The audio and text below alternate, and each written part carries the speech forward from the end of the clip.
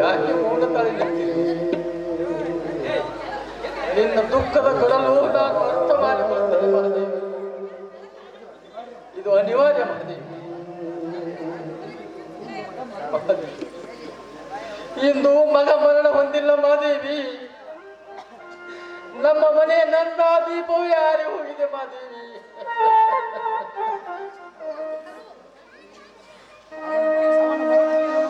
ಒಂದ್ 5 ಮಿನಿಟ್ ರೀ, ಬಾರಿ ದೃಶ್ಯ ಅದ ಈಗ ನೋಡುವಂತ ದೃಶ್ಯ. 5 ಮಿನಿಟ್ ಕುಂದೂರಿ, ಎಲ್ಲರೂ ಹೋಗ್ಬೇಡ್ರಿ ಮನೆಗೆ.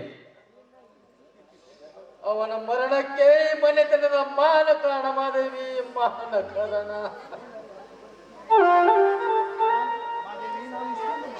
ಮಹಾದೇವಿ, ನಾನು ಇಷ್ಟೊಂದು ಮಾತನಾಡುತ್ತಿರುವಾಗ ನೀನು ಯಾಕೆ ಮೌನ ತಾಳಿ ನಿಂತಿರುವೆ ಮಹಾದೇವಿ? ಬಾ ಮಹಾದೇವಿ, ಬಾ ಮಹಾದೇವಿ.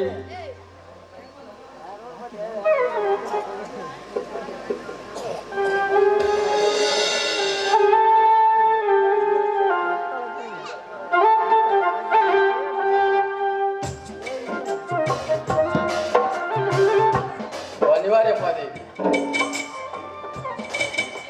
ಎಂದು ನಮ್ಮ ಮಗ ಮರಣ ಹೊಂದಿಲ್ಲ. ನಮ್ಮ ಮನೆಯ ನಂದಾದೀಪವಾರಿ ಮಹಾದೇವಿ, ಬಾ ಮಹಾದೇವಿ.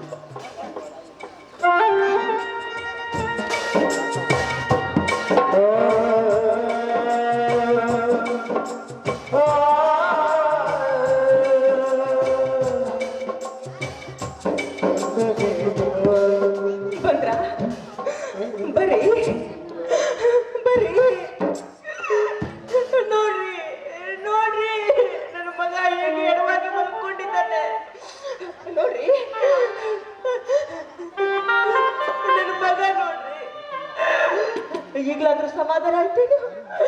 ಈಗಲಾದ್ರೂ ಸಂತೋಷ.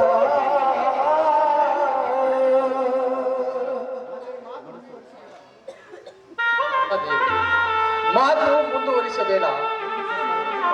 ಈ ವಿಷಯ ಮತ್ತೊಬ್ಬರಿಗೆ ಗೊತ್ತಾದರೆ ಊರ ಜನ ನಮ್ಮ ಮನೆ ತುಂಬುತ್ತಾರೆ. ಜನರಿಗೆ ಗೊತ್ತಾಗುವಷ್ಟರಲ್ಲಿ ಶವದ ಸಂಸ್ಕಾರ ಆಯೋಗದ ಮಾತು. ಅದಕ್ಕಾಗಿ ಬೇಗ ವ್ಯವಸ್ಥೆ ಮಾಡೋಣ. ಮಹಾದೇವಿ, ನೀನು ಇಲ್ಲೇ ನಿಲ್ಲು. ರೀ, ಬನ್ರಿ, ಸ್ವಲ್ಪ ನಿಂತ್ಕೊಳ್ಳಿ.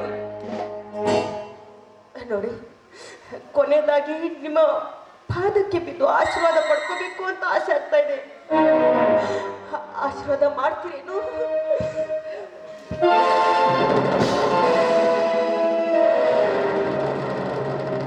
ಯಾಕೆ ಮಾಡ್ತೀವಿ?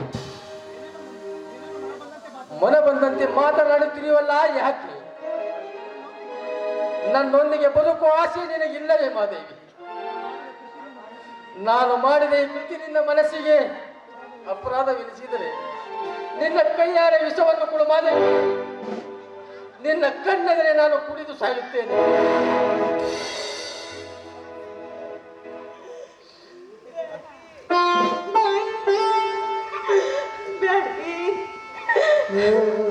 ಇಂಥ ಮಾತಾಡಬೇಡ್ರಿ. ನಿಮ್ಮಂತ ನ್ಯಾಯವಂತ, ನೀತಿವಂತ, ಧರ್ಮವಂತ ಪತಿ ಪಡ್ಬೇಕಂದ್ರೆ ನಾನು ಪುಣ್ಯ ಮಾಡಿದ್ರಿ. ನಾನು ಪುಣ್ಯ ಮಾಡೀನಿ. ಆದ್ರೆ ನೀವೊಂದು ತಪ್ಪು ಮಾಡಿಬಿಟ್ರಿ.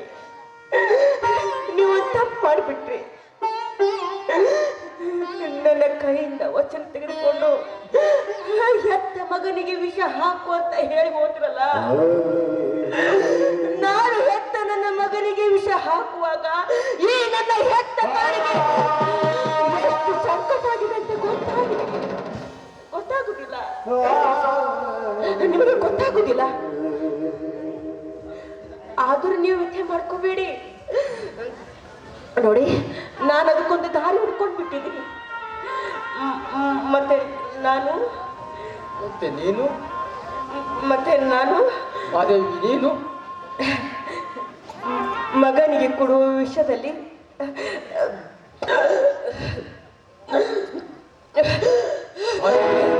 ಸ್ವಲ್ಪ ವಿಷಯ ರೀ ಮಾದೇವಿ, ಸ್ವಲ್ಪ ವಿಷಯ ನಾನು ಕುಡಿಬಿಟ್ಟು ಮಾದೇವಿ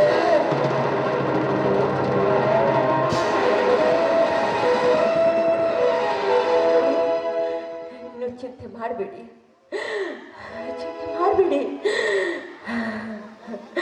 ಬದುಕೊಂದು ಜಟಕಾ ಬಡ್ಡಿ.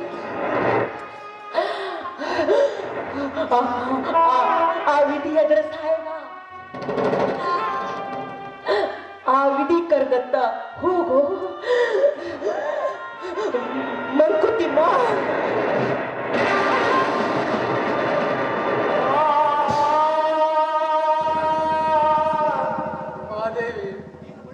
ನೀನು ಒಡೆದೆ ಅಲ್ಲ ಮಹಾದೇವಿ, ಮಹಾದೇವತೆ. ಪತಿ ಆಜ್ಞೆಯನ್ನು ಪಾಲಿಸಿದ ಮಹಾಸತಿ.